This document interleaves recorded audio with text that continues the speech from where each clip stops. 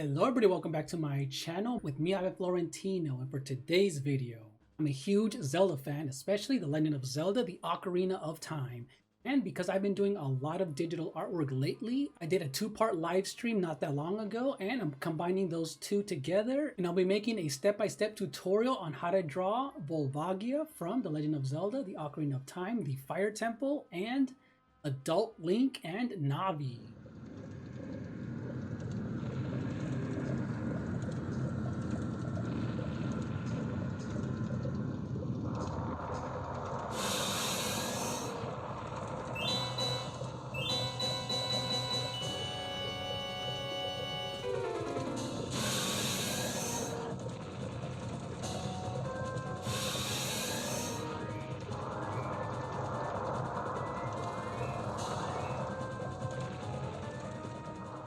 I'll be using Procreate with my iPad Pro and Apple Pencil 2. But before we get started, if you're new to my channel, hit that like button, ring the bell, and get to it. So one of my favorite things to do is combine traditional and digital together. And because Procreate has layers, we're going to build on top of each other, and we're going to both color it, add some shadows, highlights, use different types of brushes and textures, and just color all of this.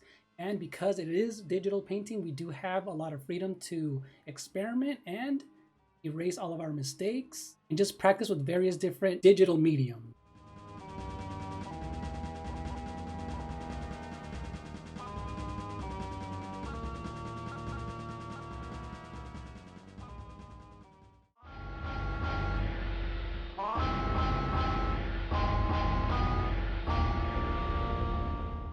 So for the first step, I took a picture of this small sketch. I transferred it to my iPad Pro, and in Procreate, I always make a duplicate layer just to make sure that I have the original so that I can always go back to it just in case I made a mistake. And what I did was I made it as big as I can, and I just removed the excess part of the sides next to the dragon and Link just to make it as clean as possible and remove any unnecessary paper that I'm not going to color anyway.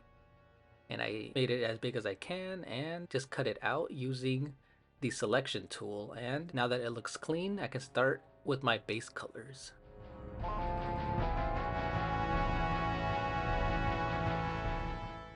Now, what's really important when using Procreate is to work in layers. So I made a completely different layer, and I do have my reference photo next to me on my phone.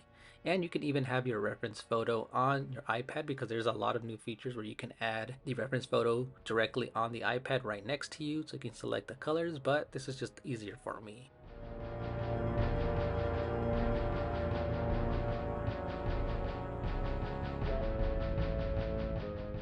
So I made a separate layer and I chose a soft brush tool, and that way it's easier for me to directly draw over Volvagia and create a base layer. And I used the multiply tool, which means anything that I draw on top of, it's going to blend directly into my drawing or sketch that I did originally. So this is the style that I'm going for, where I'm using my old traditional drawing that I did in pen, and I'm drawing directly on it. So this way it saves us some time and it keeps the style of the original while using the modern way of coloring, which makes it a lot easier and faster.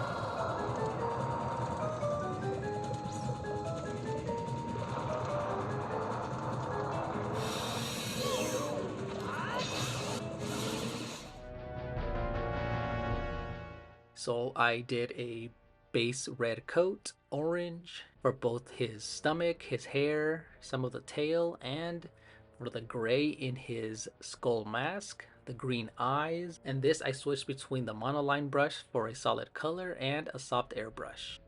And you'll notice me dragging and dropping the color picker, the color circle that you see on the top right. so that where I'm dragging and filling in those shapes, all you need to do is make sure that the area that you're coloring is closed and you can easily drag and drop colors. And for smaller areas, I'm just filling them in manually like I would if I was coloring a normal drawing.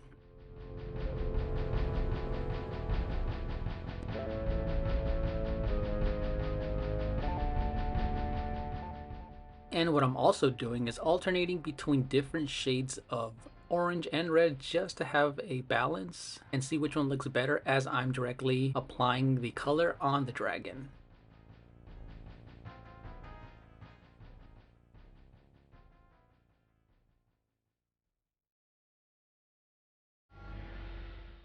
So now one of the next parts that I did was make a completely separate layer, and this one I made so that it's just for the gray mask and its eyes. And this is where I started to experiment with different brushes so that it adds some kind of a texture, because right now we only have flat colors, and this is going to add some dimensions, some variety in the textures of the skin and the mask of Volvagia. So I decided to use this rock texture with a darker gray, and as you can see, I'm applying it to where there's shadows, and the reference photo is only being used for the colors. So this one I drew Volvagia in a completely different pose, and this is where I'm starting to use just darker tones for the shadows. So I feel like it's the best way to start with some contrast is to start with the darkest part like shadows and work your way up into the highlights and midtones. So as you can see, I'm adding a bit of a darker green also just to give it a variety. And as I'm applying highlights as well, that rock texture is really making this stand out, and it gives it some 3 dimension and keeps it interesting and not flat looking. And the reason I added the green was just to kind of give it something different than just pure black and gray, and also the light of its eyes is also having those reflections a little bit on the green as well. And I'm also adding a bit of some pure white highlights on the mask, and this also is going to help with the contrast between light and dark. And this is where you really want to zoom in and get as much details as you can.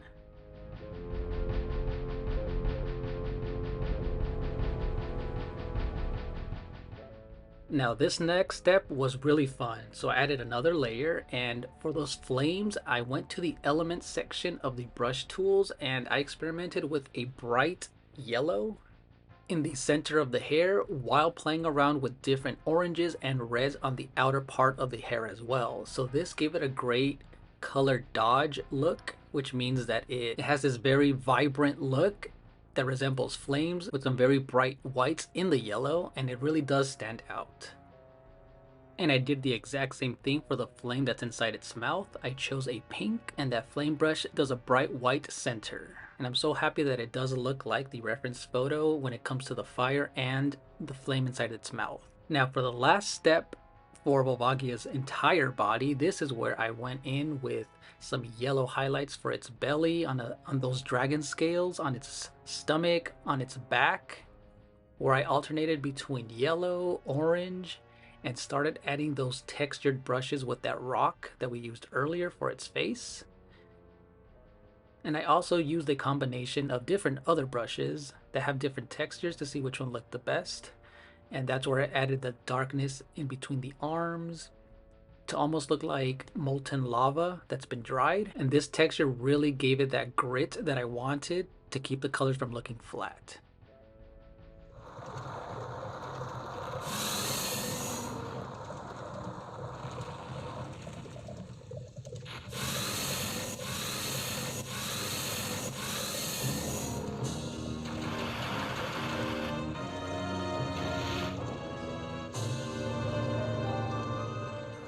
Now, as for Adult Link, although the reference photo does have him with a green tunic, if you play the games, he has to have a red tunic when he's in the volcano areas to keep him from getting damaged from the heat. So I actually started with green because I did forget, but I started the same with adding some flat colors, some base colors for his shield, his tunic, the sword, his boots, then eventually just started coloring him in and turned him into red. And after that, one of the things that it was missing was the environment and background. just to make sure that it feels like Link and Volvagia are in the volcano. So I decided to change the entire layer of where I have my drawing into a tone version of it. So I changed the entire tone of the page into an orange yellow tinge, and this changed the whole vibe into what I wanted and makes it easier instead of just coloring everything directly as a background.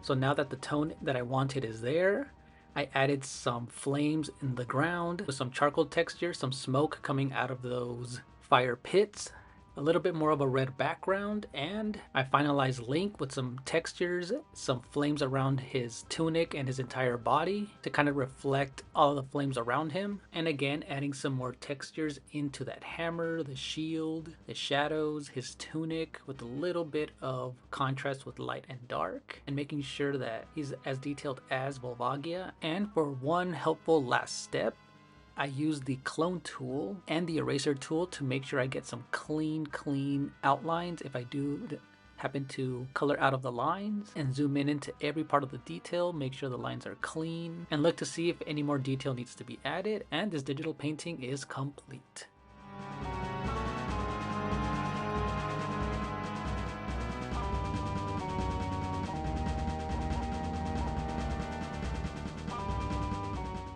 So what did you guys think of this fan art digital work or this Zelda fan art? Comment down in the section below if you guys are excited for anything Zelda related. I do have a lot of Zelda related fan art. Go ahead and check those out here on my channel. And thank you guys so much for watching. See you later. Bye.